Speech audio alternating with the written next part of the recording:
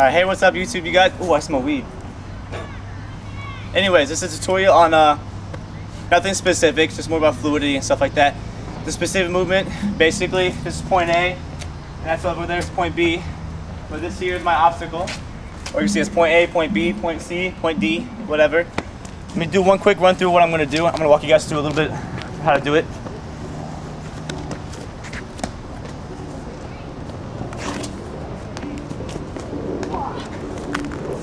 So, you saw the full movement. Now I'm going to walk you through the footsteps. Real quick, breathing is extremely important. If you don't teach yourself to breathe, you will get tired fast. You will hold your breath and hold back power. You won't be as fluid as you could be. And when you're done with it and you breathe, you can keep going because you're not as tired as you were before. So please, please, please imprint that in your memory. Another thing, real quick before I do this tutorial, I want you to understand how to break techniques down, which is kind of what I want you to learn while I teach you this. Learn while I teach you this. So, how do you take the movement you just saw me do and break it down yourself as I break it down with you, and hopefully through listening to what I say, you learn to break down your own techniques and own different things. So first things first, learn how to tic-tac, which is pretty much just jumping off the wall. One thing you don't want to do is jump up and land on the wall like this, like that, because you're pushing downwards. You want to jump when you're close to the wall so you can push up, like that. Now you don't necessarily have to turn. I have to right now because I'm going to be going to that obstacle over there. And obviously, as you can see, shoe tying is extremely important. Body control and body-eye coordination is extremely important.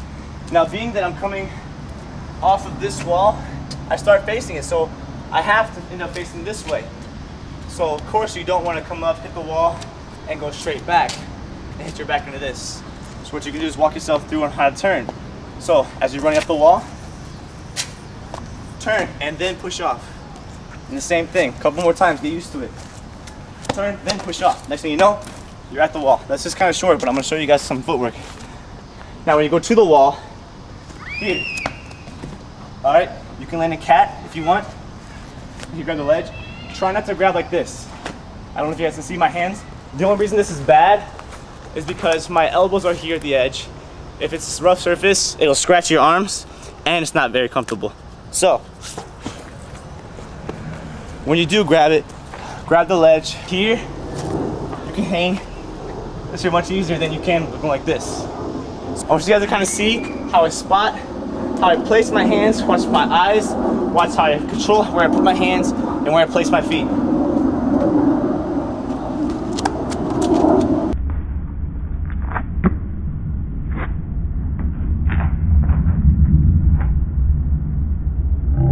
Like that. Now when you're here, you start from a cat leap. Don't start out here. Start close to the wall.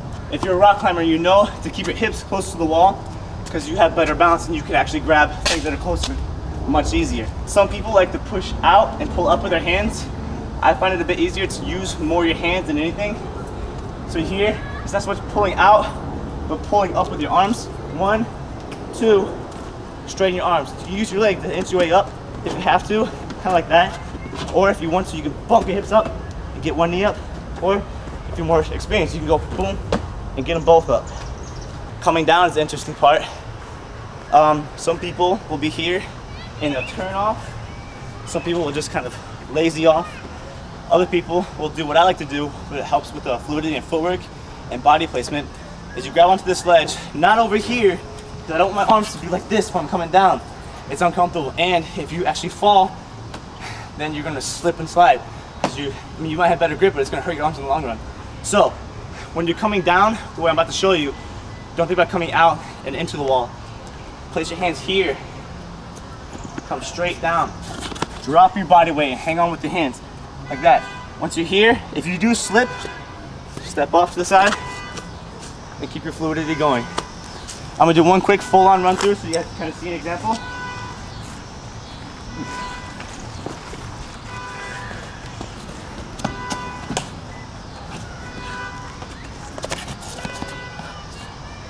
Okay. Now I want you guys to notice, I don't know if some of you guys saw, but as I went over on here, one hand grabbed here, the other one reached over. Again, you don't want to do that. So clearly I'm not entirely fit for this tutorial, but to kind of show you guys one thing you can work through. So I'm going to do it again, but I'm going to correct my movement now. All right, so watch again. Same thing. So working on movement correction, hand placement, up, here, boom. And fluidity. And when you're coming down from a high spot, never land flat-footed, of course, never land stomping. Always land fluid. Bend your knees with the landing, because if you land stiff-legged, even if your legs are bent, but they're stiff, it sends a shock through your entire body, and it does not feel good at all. So again, watch how I land, and pay attention to how I bend my knees with the landing. I start with my legs slightly bent, but once I feel my legs hit the ground, I cushion it and keep moving. Oh, I see it now. Nice. So, like that. The quieter it is, the more fluidity you can have. The next thing I'm going to show you guys is kind of a similar movement, but this time, instead of just tic-tacking directly to it, we're going to add a turn to it. So we're going to go here, turn, and then to the obstacle. So, one real quick one through.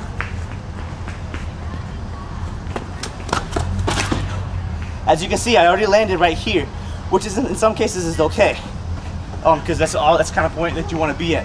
As long as you don't let your legs hit hard, as long as you don't hit your hands stiff, you want it to be comfortable. Okay. Now, a good way to turn vault. I know some of you guys like to turn vault off obstacles. So real quick, I'm gonna show you a good, easy way to do that. So I'm here. I turn vault this way, but you're gonna be here, like this. To walk yourself through it, you're actually gonna sit down, bring your legs here like this, and fall off like that. Place your hands, turn vault if you have to. That's gonna be how you start. Remember again, don't land stiff, land fluid. All right, so the same thing, I'm gonna turn vault off of it.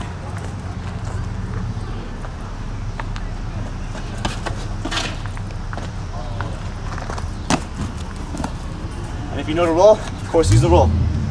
I'll do one slow motion for you guys, one last breakthrough or breakdown. And again, I want you guys to learn to teach yourself.